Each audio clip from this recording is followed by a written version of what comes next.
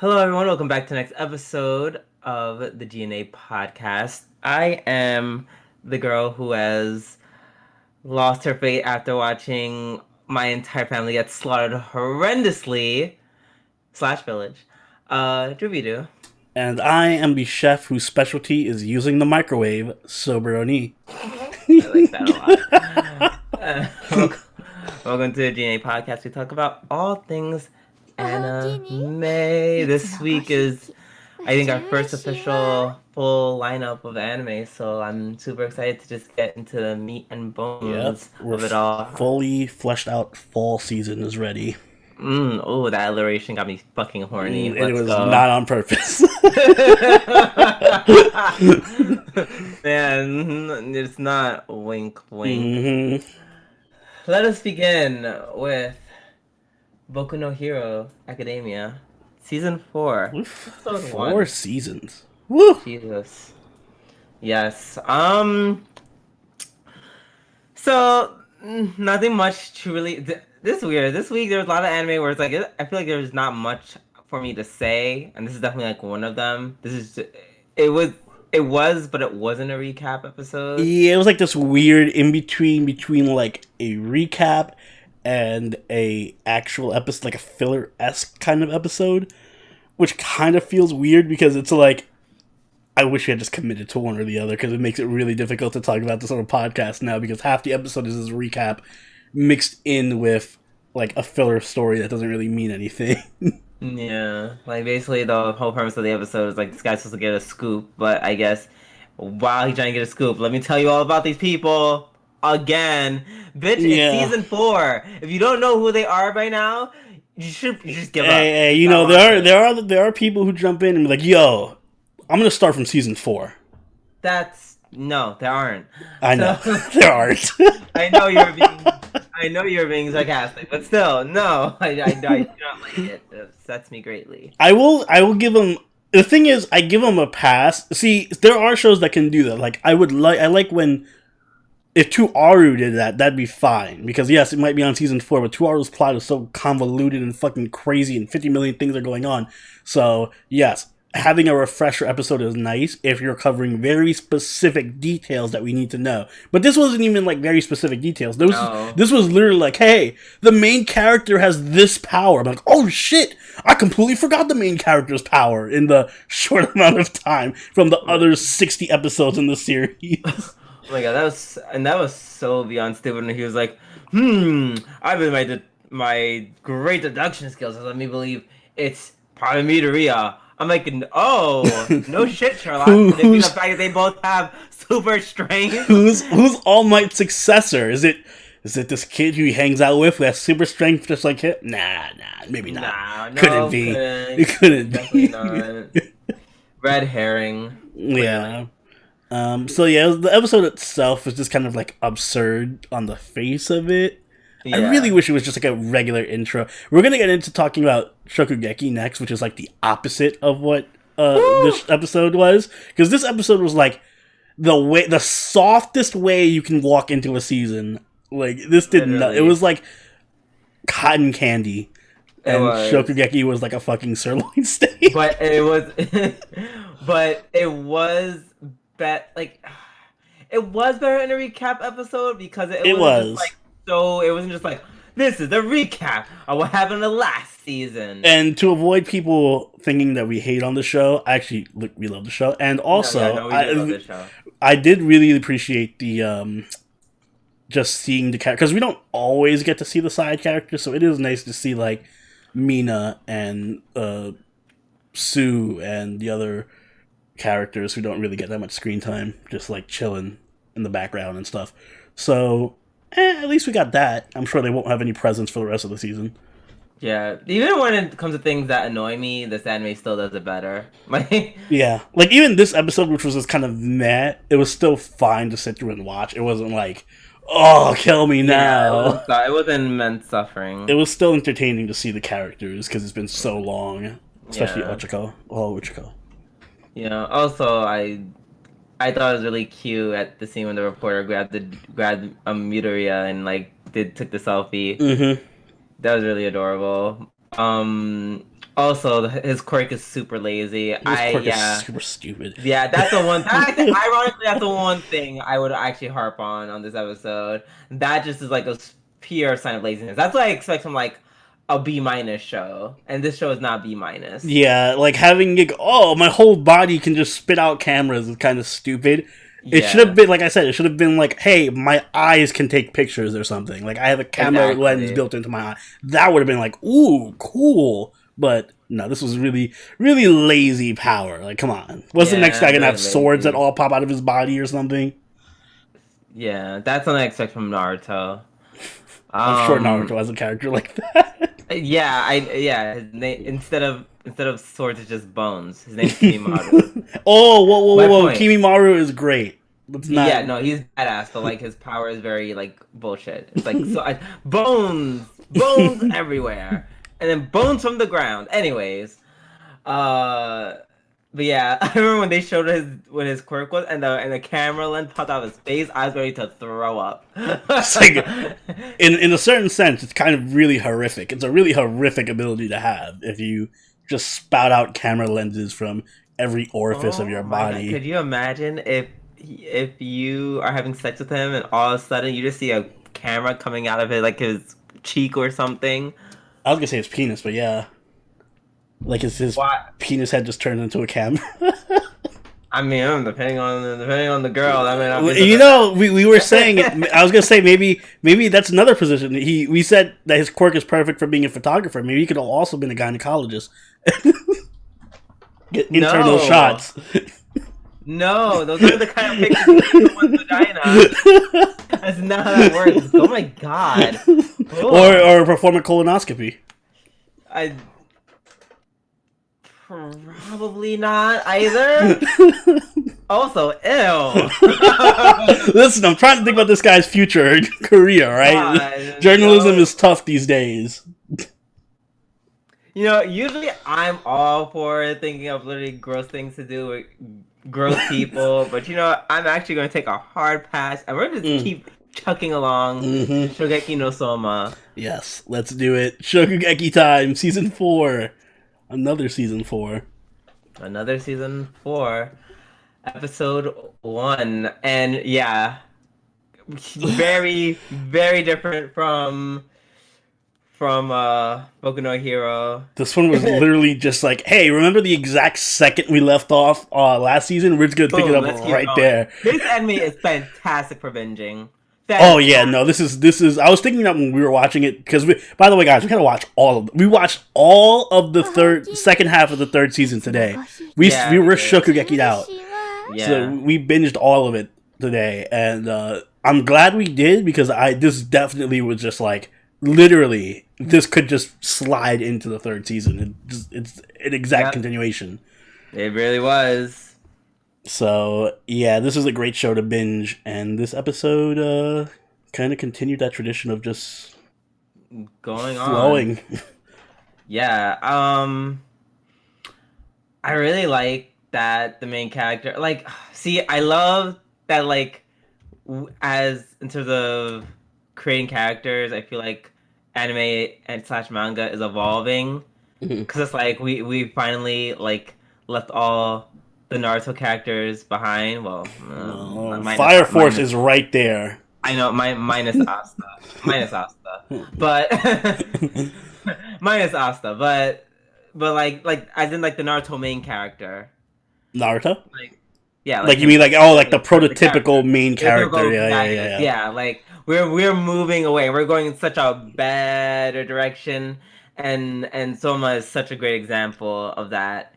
Yeah, he's a very. I think he is. I sometimes forget he's a main character. He does not feel like a main character. Like, he feels just genuinely, and I say that in a positive way, because he actually feels fleshed out and interesting, and like a person I can like if I met him or interact. He feels real, you know? Yes. Yes, so, he does not feel like a caricature. He feels like the exact normally the main character is just kind of a guy. I'm like, oh, why is this main character making all these stupid decisions and being such an idiot all the time? But Soma's kind of just chill. He's not too obnoxious, not too annoying. Yeah, not to anything, and you know, and this is very much a case of less is more. Mm-hmm. And he just encaps. And even though he does win constantly, so you can kind of do the whole thing where it's like, oh, he always wins, just like Naruto, but he kind of he loses a decent he amount. loses here and there, but he wins far more than he loses, to the point where it's like you can predict which ones he's gonna win and which ones he's gonna lose, but even then, not first, not in the first 2 seasons. I think now it's a little more predictable, but because now, like, the stakes are super high. But yeah, like, if he loses, he gets expelled. Exactly. And then the story ends. But, like, at the beginning, they were just cooking just to cook. So he did lose a lot in the beginning. Like, he lost way more. That's true. In the beginning. Either way, his growth has been really good, so I'm glad that he's the main character. And this episode, we had the second bout, which was a lot more star power than the first bout for the Central team. Yeah. I'm your homegirl Rindo. Oh, Rindo, can you marry me now, please? I know. She moved up a lot for me too because she made alligator, which is one of my favorite meats. Yeah, so alligator. Like, damn. And she fucking killed it. Literally, she just caught it, ripped its back off. It was straight out of Golden Kamui.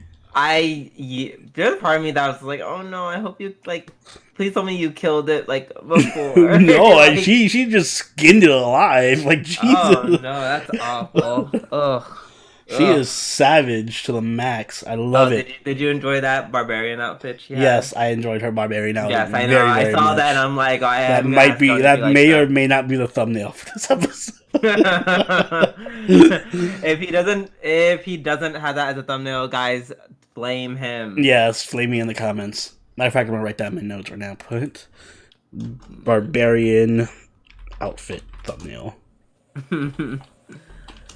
But yeah, no, I like her as a character, just like she's incredibly hot, but also as a character, she's just a really fun character because she has all these little stupid fun moments. Like I like when she lost the alligator and it was just chasing the announcer. Yeah, that's her. Yeah, yeah, it's pretty funny. So one thing I wish they did about like Magishima, like my only gripe about this episode is that, excuse me, he was just very like one note. He was just like, I'm big and brooding and I like ramen. Mm-hmm. And that is it. Like there's no interesting fun quirk about him. Yeah. Like, that he's like kind of a boring character. He was pretty boring and yeah, so my only thing is, just like how I was saying earlier, where you could kind of tell it's predictable, it feels like you definitely know who's going to lose and who's going to win. I think Minigishima is definitely going to lose to Rindo, and then they paired Kuga up with the first seat, so it seems like super predictable about what path the second round is going to take.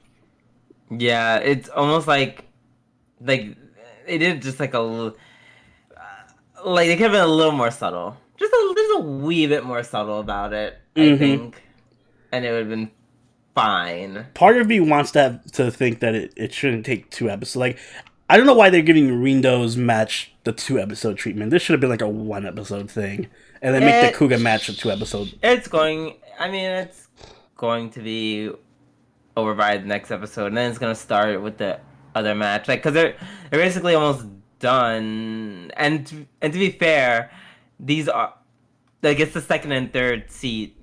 Yeah. Like the second and third best in the school. True. It deserves its own episode. True enough. I just hope it the third round is a bit more exciting matchup wise. Yeah. Yes, agreed. Also, fuck the selection of the topics, because whoever got green tea is screwed. That's such a specific fucking thing to work with. Green tea. Yeah. I was like, yeah, I gotta just take cayenne pepper. Yeah, cayenne pepper works. Excuse me. Anywho, let us move on, because we have... This is my episode of the week. I don't know if it's your episode of the week. Oh, bitch, you know it's my episode of the week. Fate Grand Order Babylonia, episode 2. Which we watched our patrons not too long ago. Oh my god. That servant fight was amazing. Yes. That was some UFO table tier action. Yep.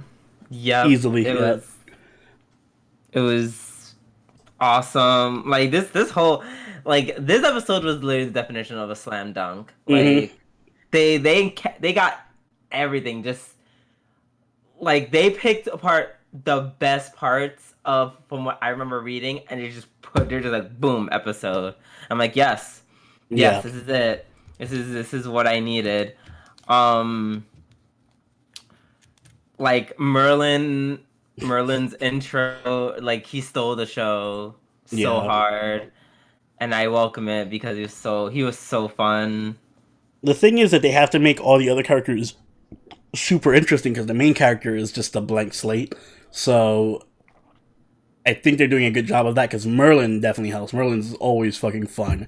Da Vinci and Romani had like some really great moments in this episode. Oh my god, when like Romani is like overreacting to Merlin while existing, he literally just like he just kind of like awkwardly like hits himself and like, walks away.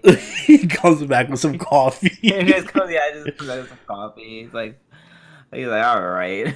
Anna had some incredibly cute moments with the biscuits and stuff. Yeah, I was just like, hug her. I was like, boom, soul, like she's getting grailed.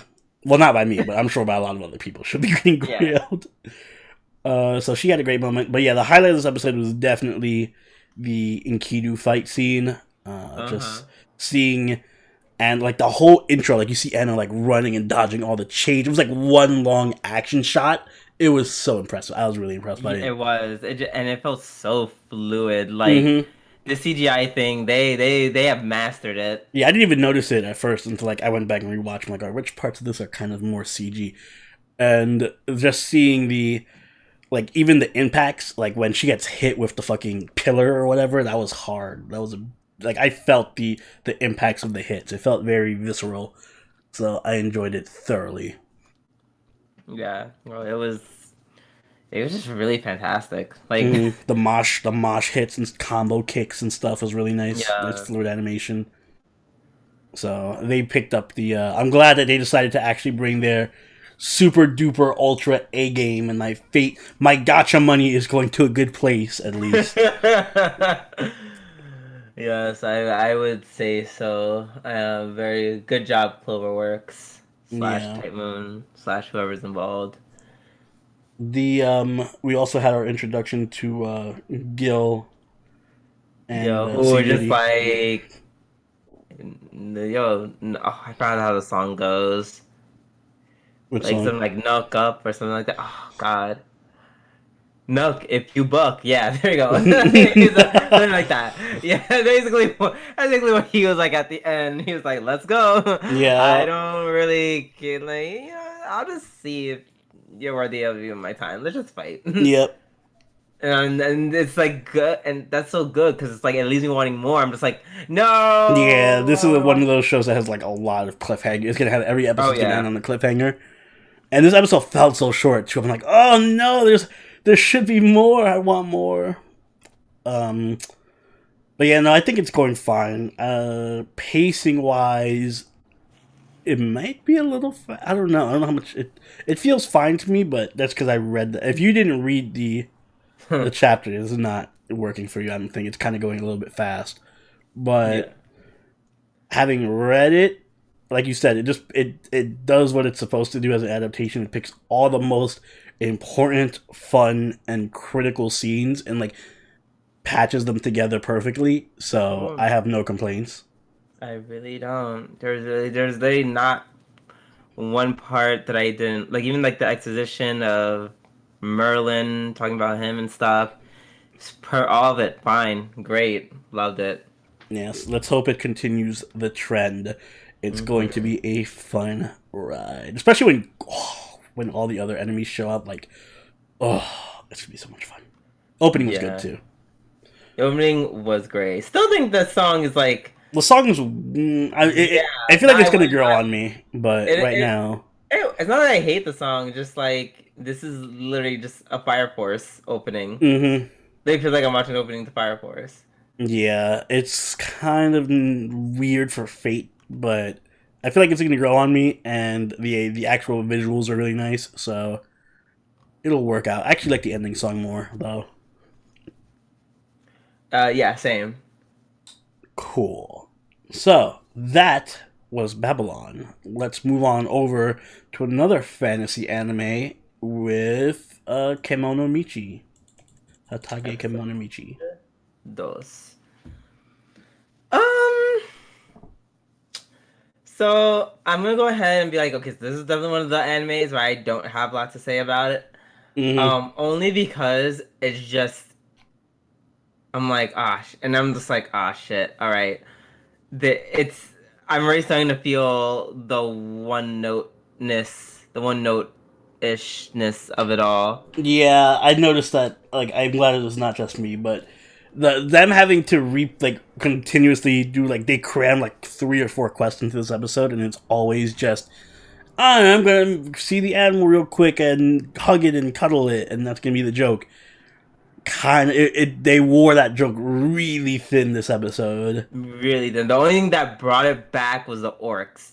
Yeah, at least the orcs were different. Which, by the way, another fight with good animation with the orc, right? Surprisingly great animation. Yeah, like holy hell, really, really amazing animation for no for like reason. a wrestling, For a joke, fight. Yeah. Like I'm talking about, it was just as good as Babylon. Yeah, it was really good for no reason whatsoever. That was probably my favorite part of the episode. Although this episode as a whole, I feel was a lot weaker than the first episode. Exactly, because it was just like the first episode. It was part. Yeah, there just wasn't as many laugh out loud moments, and it didn't go as over the top as the first episode. Like he was just hugging Salamander. Go more over the top. Let me see him like sniffing down Salamander's asshole or something like he was doing in the first. Exactly. Like, yeah. Go crazy with it. For in an anime where it's all about a dude who likes animals, like the furry jokes need to keep coming. Yeah, you just have to. You can't start off that wild and out of the park and then reel it in. You have to stick with it. You have to stick with being insane. There were a few funny moments, like when he threw the guy and the sword dropped, and what's her name is I'm just gonna call her Aqua. Wolf Aqua is just like is it Shigure? So Shigure was just like, oh, somebody's sword. I'll just take this. And run away, like Klepto style. So I'm hoping that when the other characters show up, because we had the lizard dragon princess girl show up at the end, I'm hoping that she adds more comedy. Like more, it needs more. It needs more to it than just that I expect from Konosuba. Yeah, like when you had Konosuba has like, there's a lot of characters who are kind of one-note jokes. Like, yes, Darkness's joke is she's a masochist. Yes, Aqua's stupid. Kazuma's trash, and Megumin is a chuny who just likes doing explosions. But it works because them together make such a great combo and play off each other. Also, they like commit to that very, very hard. I did not see it in this episode. Like I saw the same level in the first episode. Like I was just like, oh my god, he's literally just the darkness of furries. Mm-hmm. But now they reeled it back, and I'm just like, no, come back. Go back to what you were doing before. Yeah. So yeah, hopefully they can keep it. Well, go back to where they were before and get another. The new characters are just as wild and crazy. Yes. Okay. Are we gonna maybe move on to Azur Lane, episode 2? Mm-hmm. Excuse me.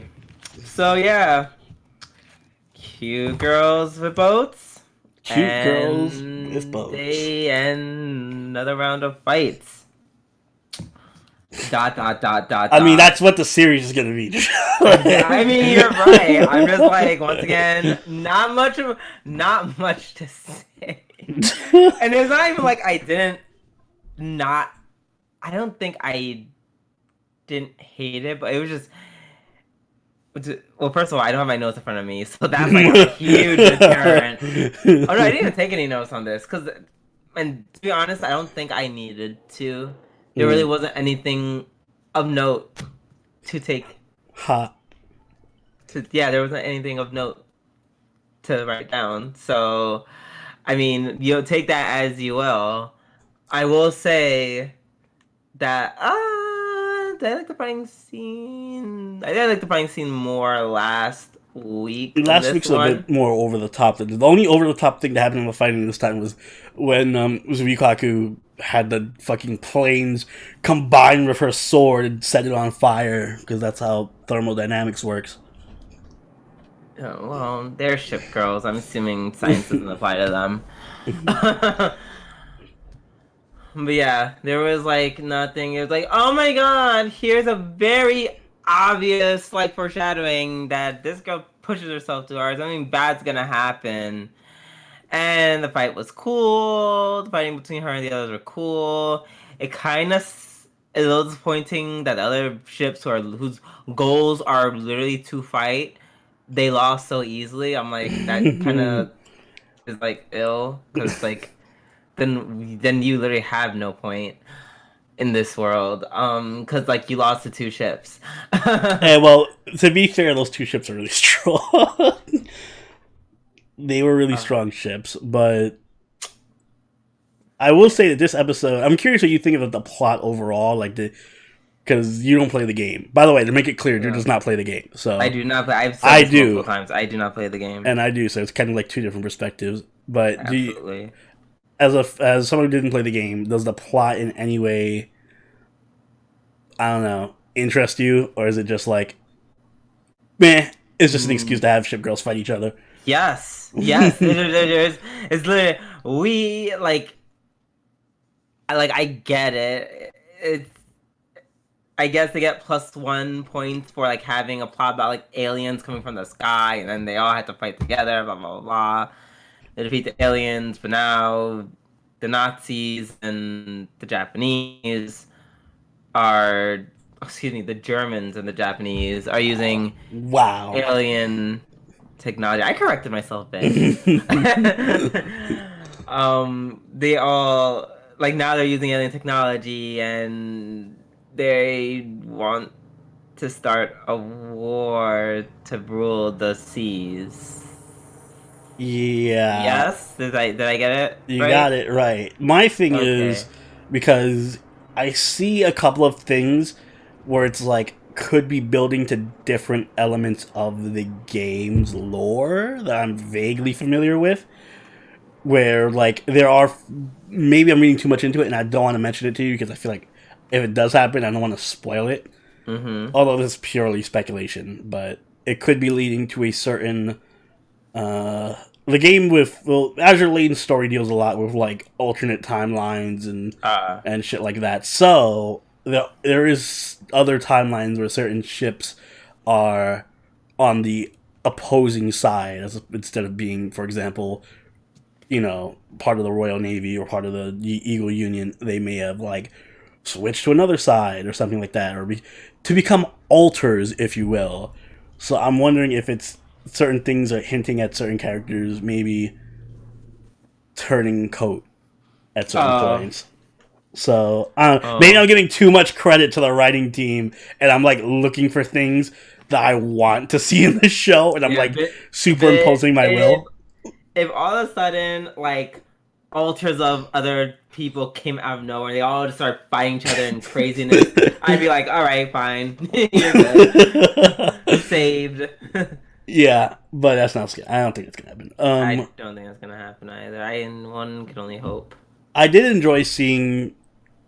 By the way, the ship that gets totally wrecked is a joke in the game. I think that was part of the joke, is that she's a shitty ship in the game, and she always gets the one who was like just in the water. Yeah, her. The bubbling noises. Mm-hmm. Yeah. So, but it's just interesting to see all the ships interact with each other, and yeah, the saving grace for this is just the action, to be honest. Even as a fan of the game, the saving grace for this show is just I'm just waiting for them to fight. I'm like, because I'm like, outside of it, what are you guys saying? What are you guys saying? I really don't think I care. I'm sorry, let me correct myself. Fan service and the good action. Yeah, that. Although, shout out to my girl Liz showing up at the end. By the way, my wife in the game, Queen Elizabeth, doing her thing. Oh yeah. With the other maids. Yeah, her maids. So, hopefully that means that we see a bit more action next episode, and there should be like a big battle between the royal maids and Germans and Japanese. Or maybe not. Maybe there'll just be more fan service. Who knows? Who knows? What I do know is that we are going to be moving on to our next anime, Vinland Saga, episode 14. So did this show raise your spirits and make you sing a song in your heart of joy and love? So I was going to tell you, because I finished watching the anime, like, I was ready to record, like, maybe, like, half an hour before we, like, our agreed upon time. And I was just hit up Oni and be like, hey, let's just record now. But then I saw the episode, and I'm like, you know what? I think I need the half an hour. I think I need the half an hour Jeez. to go back to normal. Talk about depressing episodes. I was not okay. Again, really, if it wasn't for Babylon literally fucking knocking shit out of the park, this would have been my episode of the week. Yeah, it's just so close, such a close second. Because, this was a gut punch and a half of an episode with everything that's... I love Askeladd so much. Like, specifically because, not like I love him because he's like a good guy. I love him as a character. Yeah. Like, as a character, he's a really interesting and dynamic. Like, I almost feel like Thorfinn isn't even the main character. I feel like it's Askeladd. Actually, yeah, it's the Askeladd show, like featuring Thorfinn. Thorfinn wasn't even in this episode. I don't give a fuck about Thorfinn right now. You literally saw him just like shivering at one point. He's like, "Fuck, I'm cold." Like, yeah, that was it. But basically, and I love the way it does this because this is not the first time that this show has done this, but it like has like a focus on random family. And it's completely random side characters that won't exist past this episode, but it like shows the world through their eyes and like how they view the invading forces and our main characters and all that stuff. So I just like seeing how much of a juxtaposition and how crazy things are in that world for them, where literally you could be eating food with your family and this girl's biggest issue in her life was like, oh, I stole a ring. Am I gonna go to hell because I stole a ring? Literally 2 minutes later, her whole family's fucking killed and slaughtered. Yeah, like the fact that like what fucks me up is how they so systematically did it. Like it wasn't like it felt like a very slow, like very what's the word I'm looking for? Like a very purposeful like killing. Like we had to kill everyone. Like, it's not just like, oh, we're riding with our horses, setting fire to everything, just killing whatever we see. It's like, no, we're systematically gathering everyone, seeing our rations, and then we're making... Oh, yeah, and there's even like a mathematical formula to it, because they're like, listen, we gotta count... Two kids count as one adult, and we gotta figure out how much food there is in the village between all of us, and blah, blah, blah, blah. Which was really interesting. Like, it's really detailed and thought out. Like you said. Yeah, and he was, and Askeladd was like, well, shit, you guys are just all gonna suffer to death because we're definitely just taking all of your food. Yeah. You're just gonna die during this winter. So, them's are the breaks. Like, and it wasn't just like women. It just wasn't just like men and women. Like there were lots of children and babies. Yeah, like a lot of young babies were there. And it's kind of like I love that the show makes it kind of ambiguous as to it's like they're bad, but at the same time you kind of think of it from their perspective, and it's like, yeah, but if you don't do it, they're gonna die because they have no food, so they have to steal food from people, and they can't leave them alive because yes, they'll give away their position, but also you leave them alive and you steal all their food, they're just gonna die anyway. They'll just die slower and more painfully. So fucked up way, that's like the best solution. This was the best of both for well, it works out better for Askeladd, but this is the best possible solution for both of them that benefits Askeladd the most. Yep. So and like when they all started swinging and you just see like his eyes, like that warped view on his face. Yeah. It's just like, oh. Like I literally was just like I was rooted to my seat. I was just like, Like I would like at some point like I was like my breath was like in my chest. I was like, oh my god, oh my Yeah. god. Like I felt the sinking feeling in my stomach. And I love that this anime literally like invokes that emotion out of me. And it does it so well with like I said, with like just a family and a character they just built up for this one episode. Yet it's still so emotional. It's not like a bunch of. They were established well enough just for you to feel it when they died, especially when Anne or whatever her name was, Anne or Anna, was just Anne. Yeah, when she was just wandering in the snow after her whole family village was just murdered, and she's just talking to God. I'm like, oh. Yeah. And she just falls down. Mm-hmm. And but I don't think it's the end for Anne because they show at the end that she wakes up and she's still alive. I think them not killing Anne is going to have huge ramifications in the future, and I can't wait to see that play out. Yep. My guess is that it was a bit of foreshadowing there where he was like, oh, if I leave you guys alive, you're going to give away my position. I'm thinking maybe Anne either goes to the next village or something and is like, hey, listen, there's Vikings coming and all this stuff, and it leads to like a domino effect. Yeah. The Danes are coming! The Danes are coming! Also, like, we got to see a lot of development for like the priest. Yeah, oh yeah, I forgot about the whole priest theme. Yeah. Yeah, like he's like trying to like I think explain / find out like what love is. And like these two brothers and the two brothers are talking to him about it, which by the way they were so cute. And he's trying to explain it to him, and then they bring up Thor's and he's just like, what? He didn't kill any of you guys? Like, yeah. He's like genuinely shocked and in awe.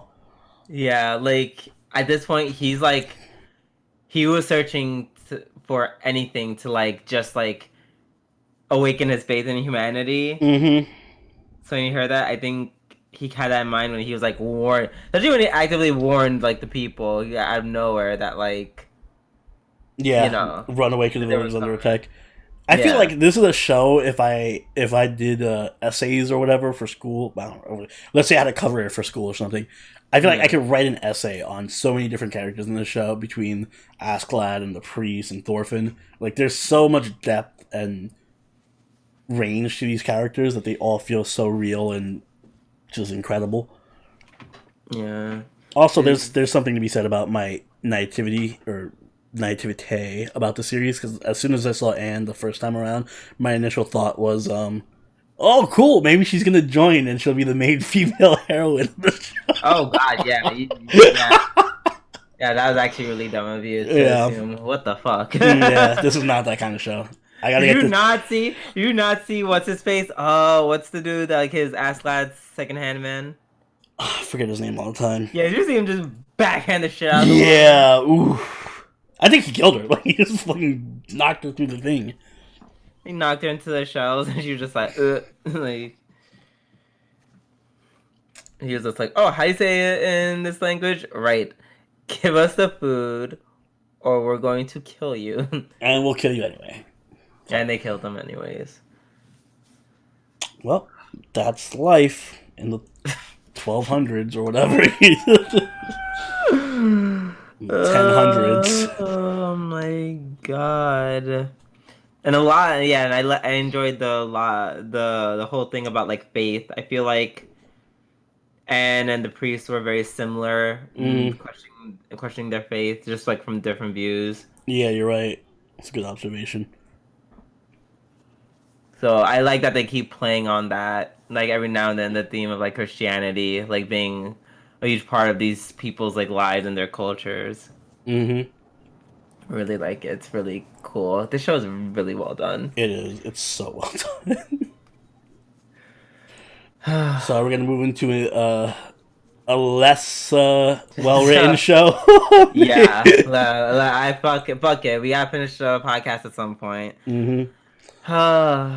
Here we go with Fire Force episode 12. Yes, 12. Yeah, that one. All right. So,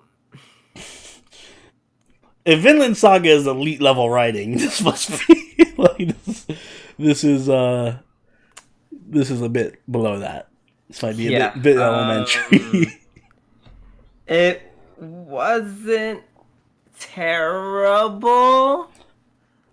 All right, so this episode, I don't think it was terrible either because it was the action in it was very good. The fight scene between yes. the 7th and the 8th divisions was really good.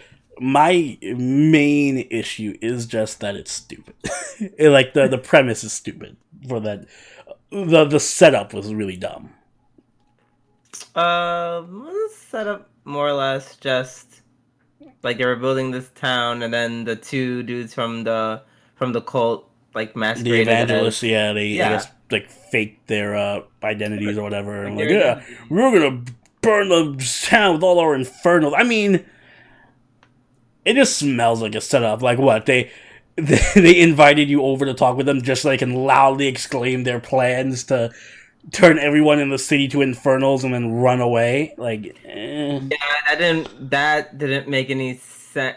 Yeah, it seemed a little too convenient and stupid. Nose. Yeah. I can understand how you could feel that. Yeah, I feel like a better writer would have just actually found a more concrete and believable and less way stupid to reason. To have the two fight each other. But I mean, maybe it's my fault because I'm looking to Fire Force to have some kind of next level writing or something when that's not clearly not what its strength is. Listen, I'm already amazed with My Hero Academia. Says the guy who likes Azur Lane, right?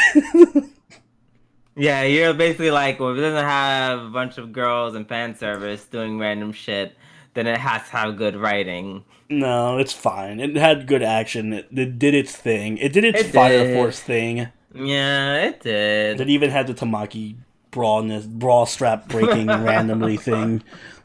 That was very funny. My main gripe with this, it was just like, the dialogue seemed so awkward. Like everything was just all the conversation just felt very paused. Like there's so many times where it would just be like a good 2 to 5 seconds before someone else would say something. I'm like, why can't you just like you gotta get to 22 minutes somehow. Like it almost feels kind of Monogatari-ish. Mm-hmm. Ooh, you're gonna get a lot of people mad with that comment. No, in the sense that it's like talk, change of scenery to something else that looks cool, and now I'm gonna say something. Talk. Like they did that in Monogatari. They do it all the time. Yeah, I haven't seen much of it. I mean, there's literal episodes of Monogatari where it is just two characters talking for half an hour. The difference is that they can kind of pull it off because they actually have good writing and dialogue. Exactly, and this was not that. Yeah. So that is my problem. It's just like da. Pause, shift, camera, pan, something else. More like whatever talking, and it's like this isn't. No, you guys should just talk like normal people. Like this Monogatari route isn't working for you. Like you guys are shonen. I'm not saying just because you're shonen you can't do this, but if you're gonna do it, I need better talking. I need better. Like it's like yes, they have to change the scenery and the hair flips and the awkward and the random panning of something else, like that I expect from Shaft. This is like. I feel like they wanted to do that. I feel like this show is just trying to do a bunch of things that other anime that are successful do, and it's just trying to make a big amalgamation of it. Yeah, but it's a jack of all trades, but master of none, which is my problem with that. Like, I'm not sure if it was me who just noticed that, but for me, it was just like, all right, seeing how half of this episode is going to be of you guys talking, like. Maybe doing it like that may not be like the best way to do it. My thing with this episode is I just don't like this setting, I guess. I feel like this is going on longer. I guess it's to build off of your point. It feels like it's going on longer than it needs to. Yeah, because it's just like talk, pause, talk. Like, I'm like, oh, okay. Like, I want to see actual plot develop more than just them talking to each other and then having to fight at the very end, which I'm sure is going to build, which led into more talking at the end, where it was just like, oh, now let me tell you about our past, and like, there's a lot of dilly-dallying between fights, you know, where it's just like weird, awkward segues into let's talk about our past and how we met each other and how we did this, and like there's so many like everyone has a fucking flashback that takes up an episode. There's no need for all this. Yeah, it's just awkward. It really feels weird and disjointed. We're just super harsh on Fire Force for some reason today. I think because its spectacle is losing its luster since we have Babylon now and Hero Academia. We're like, we have our action fix, right? No, it's not even. I wasn't being really hard. You kind of went in. Well, you went in way harder than I did. No, I just said it's kind of like they're doing that one. Like, for me, it's like a random thing that they just like pause. Like, the way they execute their dialogue is like kind of like Monogatari, just not as good. Therefore, it's not good. I don't know. I just felt like, in general, I just feel like the episode was boring talk in between good action scenes. And I'm not saying that because I hate story. I'm just saying that the dialogue and the flashbacks and all that stuff just kind of feel pointless and overly extended and awkward. I don't know. It needs more fluidity. Like they're trying to make their exposition an adventure. I feel like you can edit, but it's not. I feel like you can edit together. Like, you could do like some kind of re-edit of the entire series and make it flow a whole lot. Like, just taking certain scenes out of certain episodes and moving them to other parts of other episodes and stuff, and it would come out a lot better than what it's currently doing. Yes, I agree. All right. And if you guys agree that this was a good episode of the podcast, make sure you hit that like button and subscribe so you can catch all our weekly episodes as they go up. Also, if you haven't already, do join the party over at Discord, follow us on Twitch, and follow us on Twitter. And if you want, you can even donate to us on Patreon, like all these lovely people on screen right now. And you'll be able to watch Babylon with us. You'll be able to watch Babylon with us if you are kind enough to donate $5 or more or become a YouTube sponsor. Drew, do you have anything you'd like to add? Also, I hope whoever's coming to Anime NYC, I look forward much to seeing you there. Our cosplays have arrived. I repeat, our cosplay. Well, it hasn't arrived. It's gonna arrive like this week. Our cosplays are in transit. Together. Basically, everything is finally coming up together. Everything's coming up Millhouse, whatever, however you want to say it. And I'm very excited. All right, and I look forward to that as well. So until then, this has been Soberoni and Doobie-doo. We'll catch you guys later. Later! Bye.